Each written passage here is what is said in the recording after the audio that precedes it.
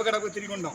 చూడండి, తిరిగి ఇలాంటి ప్రచార రథాలు చేయించుకొని ప్రచార రథాల్లో ఆయన భార్యని, ఆయన కూతుర్ని, వాళ్ళ కొడుకుల్ని మొత్తాన్ని ఎక్కించుకొని మేము తిరిగి లక్షలు మా సొంత డబ్బులు పెట్టాం.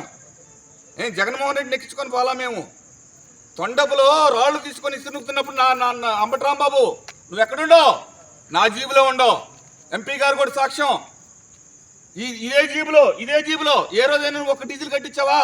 నా ఎర్టిగా కారు నేనుండాను. ఏ రోజైనా నా ఎంపటి తిరిగే 10 మంది కుర్రోళ్ళకి కానీ ఏ రోజైనా నువ్వు ఒక్కరోజు ఒక డీజిల్ కానీ ₹1 ఇచ్చావా? మా సొంత డబ్బులు. నిన్ను ఎవరు పెట్టమన్నారు అని అడిగావు. ఎవరు పెట్టమన్నారు? జగన్మోహన్ రెడ్డి కోసం పెట్టావు నువ్వు అన్నావు.